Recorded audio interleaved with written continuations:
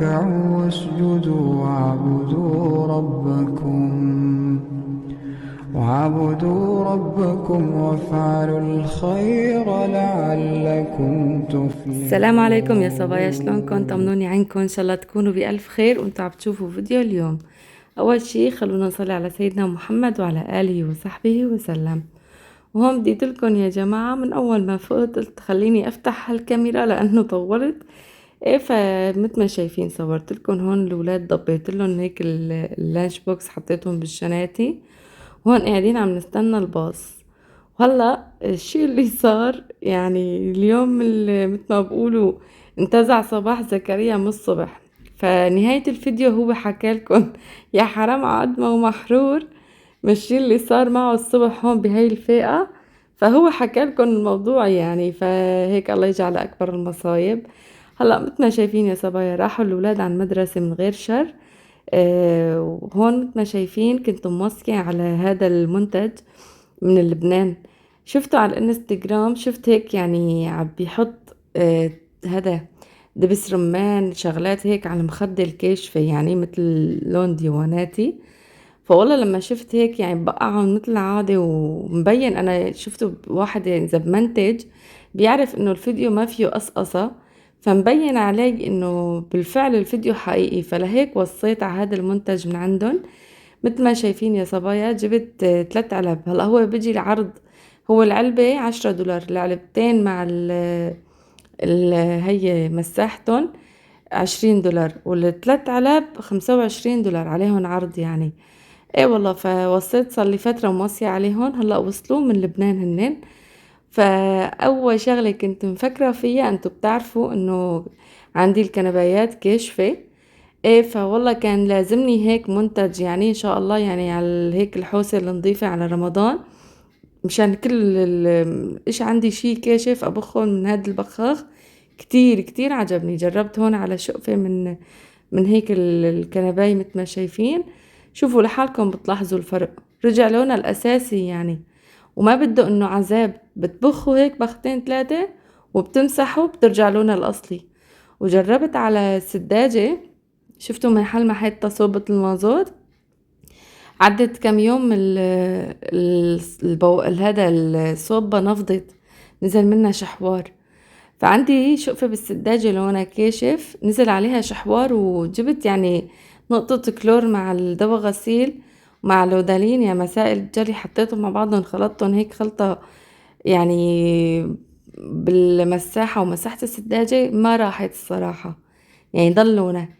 فقلت بدي أجرب على السداجة، جربت بخيت على السداجة.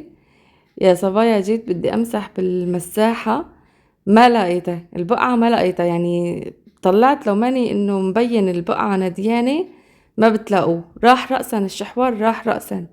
فعن جد كتير عجبني. الله الصراحة مو إعلان، وحتى اسمه ما رح أقوله، لأني عن جد يعني أنا موصية عليه لبيتي، عرفتوا علي. ايه، فيعني كتير حبيته. وان شاء الله بكره هيك على التعزيل وهيك الحوسه النظيفه.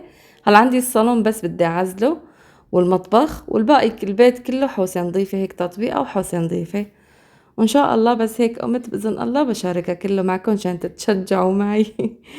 هلا هون مثل ما شايفين يا صبايا، وصيت جوز اختي ام سطيف قبل ما ينزل، وصيته على كريمة التركية. انتوا بتعرفوا بتركيا شقد كنت احب هي الكريمة. ويعني سبحان الله، من لما نزلت على سوريا انه عم بجيب من شركة البيان كريمة، عم بجيب من المولات، مو مثل طعمة هي. عن جد مثل العادة في فرق. يعني انا قلت لها لاختي رهف، قلت لها انه شقد جربت انا حلو وحطيت له كريمة، بس ما عم تجيني هي طعمة الكريمة الأصلية، ما عم تجيني. فوالله يا جماعة عملت هذا الحلو اللي هيك بيجي مثل طبقتين بسكويت، مثل بوظة ساندويتش، بس هو مو كريمة، ما انه بتصير بوظة بوظة، ما انه باردة كتير يعني. فعملته حطيتها بالبراد. وهون نزلنا بدنا نروح نعمل لحم بعجين اليوم. ايه، وقلت لها لرهف، قلت لها ان شاء الله بس هيك شي نهار بدي ادوقها من هي الكريمة يعني، بدي اعمل لها هيك حلو فيها، او بدي اعطيها كيس حاجتها كيس. لاني جايب لي هو 10 علب، عرفتوا علي. يعني بعطيها كيس، بقول بخليها تجربه وتقولكم انه ايش قد هيك حبته ولا لا. هلأ ليش بس بدي أعطي بس رهف؟ لأني نور مجربتها بتركيا ومصطيف مجربينها، عرفتوا علي؟ فلو بدن وكان وصوا جوازهم يجيبولن. اي والله، فرهف ما جربتها ما دقتها. قال لنا جيبوا بصل، بصل كيلو، بندورة كيلو، هي للكيلو مو؟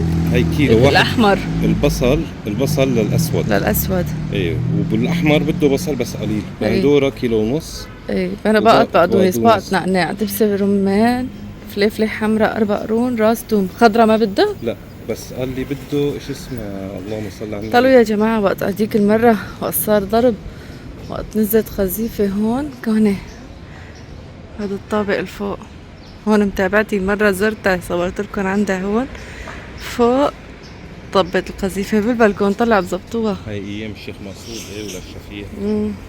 هون نزلت يا لطيف. هون انا بابا.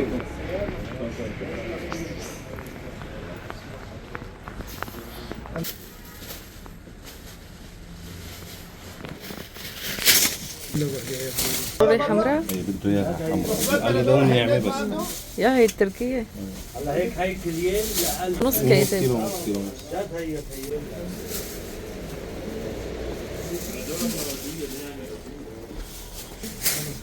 من هي أكتر حمراء طلع هاي.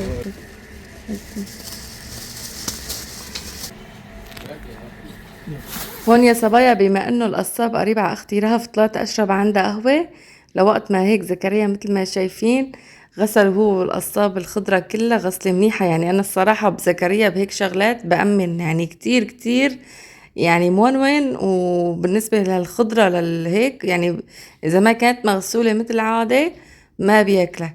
وحتى القصاب يا جماعة، هي ملحمة جودي بمحطة بغداد، من وقت ما نزلت على سوريا الصراحة ما باخد غير من عنده لحمتي، إن كان مثلا شوي إيش من كان، عرفتوا علي؟ يعني شغله يعني تقوى، ولحمته كتير طيبة. يعني جربت الصراحة من غير محل، ما جربت لبيتي، بس دقت من عند عالم ما قدرت آكل غير لحمة. يعني خلاص أنا هي اللحمة تعلمت عليها وحبيتها. فهلا هون مثل ما شايفين قلت له زكريا صور لي ايش عم بحط له مشان اقول للمتابعين. هون مثل ما شايفين يا صبايا غسلوا البندوره والفليفله اللهم صل على النبي، البصل دار البندوره والفليفله الحمراء دارن على الماكينه. بالنسبه للبقدونس ما بده ديران على الماكينه، بس البصل مشان اللحم بعجين الاسود، اللهم صل على النبي البندوره والفليفله الحمراء مشان اللحم البعجين. عم بطلع معي اسمه غريب. ايه، الاحمر اللي بخضره.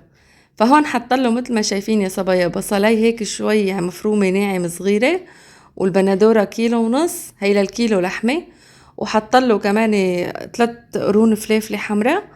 ايه، دارن على الماكينه، والباقي البقدونس فرمه على ايده مثل ما شفتوا، رشله شويه ملح وشويه بهار. ايه، وحطها على جنب جهزها. وهون بالنسبة للحم بعجين الأسود اللي هو بالدبس رمان، عرفتوا علي؟ فحط 1.5 كيلو لحمة، وحط تقريبا 3/4 كيلو بصل، وهون برشله ملح شوية بهار. وهلأ كله هيك مثل ما شايفين بدهكم هيك كله مع بعضه.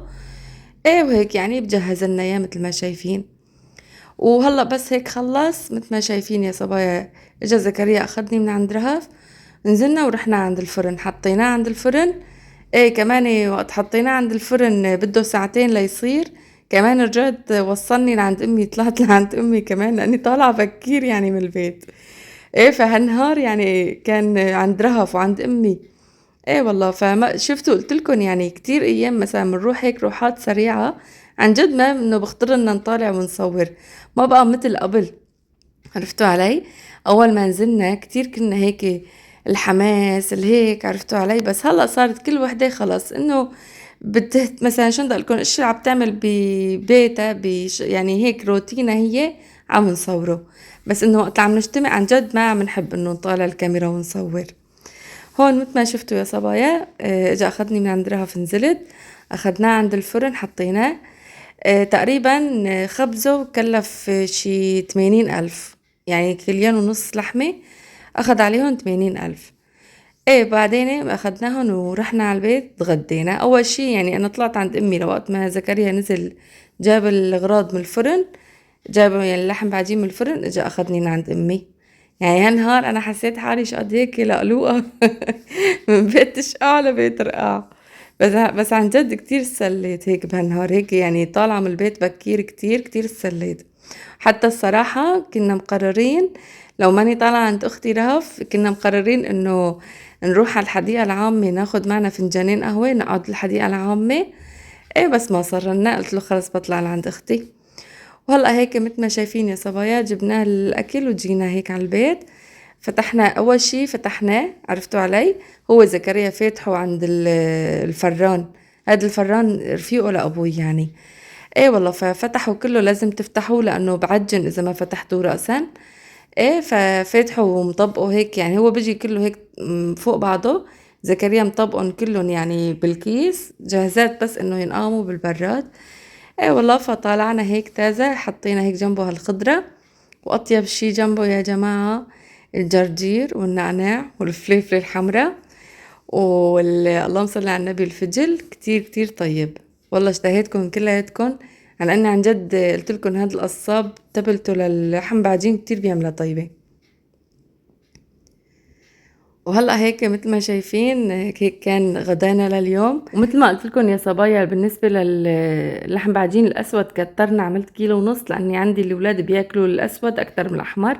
بس انا وزكريا بناكل لحم بعجين احمر.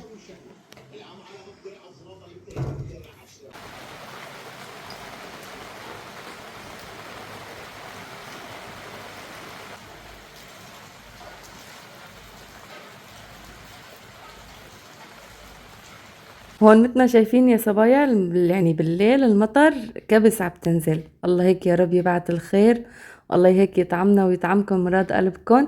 فبدها يعني وقت هيك سمعت صوت المطر وهي صبة المازوت هيك شغالة، قلت بقى بدها فنجانين. ومن غير شر شفتوا الولاد يعني عندهم فحوصات، والله عم ناموا بكير، تقريبا الساعة 9 المساء بكونوا نايمين.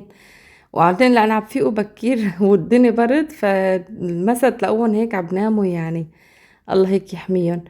وهون مثل ما شايفين الحلو، على اساس انه اصور انا عم بقطعه، فاولادي ما استنوا، بس اعمل يعني اكلة حلو بتلاقوا ما بستنوني اغلب الايام لاصور، انه بده ياكلوا منه. ايه فبقول لحالي يلا انا اخر الليل هيك بصور لكم شلون طلع هيك شكله. هلا هو هاد مو حلو، هو انه بوظة ساندويتش بيقولوا له، بس مو بوظة بوظة، لا تفكروا انه انا الصراحة يعني كتير هيك، يعني عندي حساسية بهذا الموضوع، انه اذا اكلت شي بارد كتير يعني برشح رأسا، مناعتي كتير ضعيفة. ايه فلا، مو انه يعني ما بتحسوا انه بوظة بقلبه، لا بتحسوا هيك كريمة باردة كتير طيبة. سبحان الله يا صبايا، انه بالفعل في منتجات يعني بتركيا تعلمنا عليها وحبيناها، ويعني بنتمنى يعني الصراحة هلأ بندور دوار عليها. والله تقولوا هالأماني شقد بتحب تركيا ومنتجات تركيا، لأنه صبايا والله يعني عمر عشر سنين فيها، والله عمر تعلمنا يعني. رح ندوق الكريمة، صرنا شقد أنا سنتين، أنت صار لك سنة. ايه صار لي سنة بس، لا آخر مرة سويتيها أنت. إلا يعني صار هيك. لك سنتين، أنا صار لي سنة، يعني صار لك سنتين. أنت ايه نازلة صح. مو هيك قلتيها. ايه صح يعني صح إذا صح. صار لك سنتين نازلة، أنا صار لي سنتين مو ايه هيك صح. مرة كاملة. تعال ندوق. بس بدي أقول لك على خدوا شغلة، يعني هلا في شوف شغلة أهم من هذا. أنتوا شوف. تخيلوا قد ما مكيفة على الكريم شانتيه وقد ما مسلطنة عليه، هون رايحة مساويتها بعز الشتاء. ايه بس هي ما بتعطي طعم بوظة، دوق ادوق. إذا رشحت، عارفة إيش أساوي؟ أشيل كريم شانتيه كله أوزعه. عن جد يا جماعة، والله العظيم انه مثل العادة لقيت فرق بس ها بالكريمة وهدول الشغلات الحلو. لما نزل البسكويت التركي اولكار كيفت. هلا قلت لي جوز اختي، هلا دورت ما في كتير على الكريمة. كريم في عنا كريمة نحن هون شانتيه، ما كريمة في. شانتيه، بس ما في نفس ما طعم في. التركية. بس لا، طعمتها كتير طيبة. يا ريت يا جماعة، إذا وحدة جوزها عم بتنزل أغراض مثل هذا المول التركي، دورت بالمول التركي ما لقيت، كل شي جايب، بس الكريمة التركية مو جايب. يا ريت يا ريت يجيبوا، عن جد جايبين بتمنى. الله البركة في بسكويت تركي، أكلات تركية، مم. أغراض تركية، مثلا دومسوس بس صايرة، الكريمة ما نجيبينها.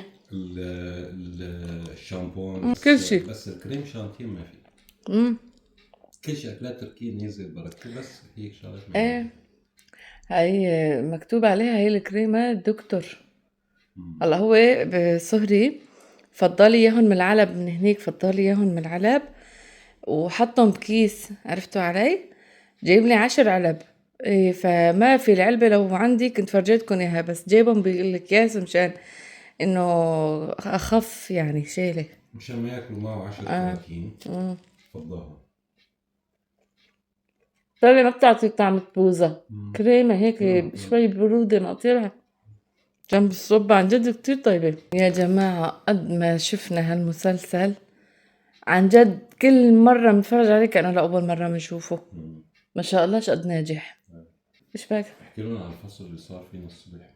يا جماعة مو صورت لكم الأولاد الصبح، بس الحق كله على المدرسة مو علينا.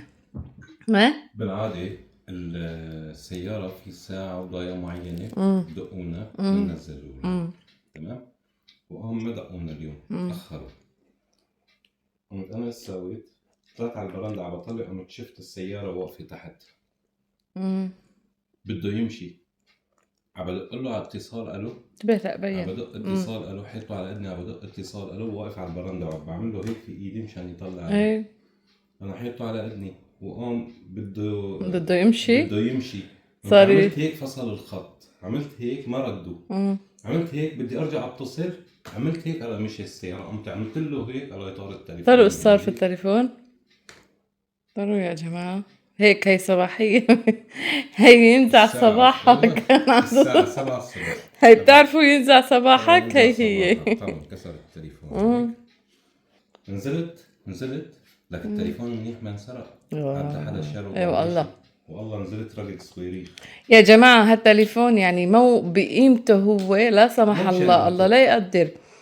إذا هذا التليفون راح اعتبروا راحت القنوات، راح كل شيء معه، كل شيء يعني الايميلات موجودة، الإيميلات كل شيء فيه. نزلت على أنا جهازي ماني مثبتة عليه شيء. قد ما اني مستعجل نزلت على الدرج، الله يحمودي واقف بنص الدرج بالساعة ببكي، ما استعته لا حكيت معه، ضل نازل ده لحد التليفون. اي والله هي الناس عطلوا عليه والله بيشيله. والله من عند الصبح يا لطيف هيك، والله ايام في هيك صباحيات واحد بفيق بتعكر مزاجه من الصبح.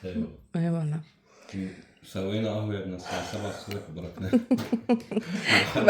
على الحرة بركي عم نشرب قهوة. شوفي مناظر للصبح كل واحد يلا. ايه بعدين لحالي قلت له نروح نعمل لحم بعجين هيك نغير جو، مشتين الولاد عليه يعني.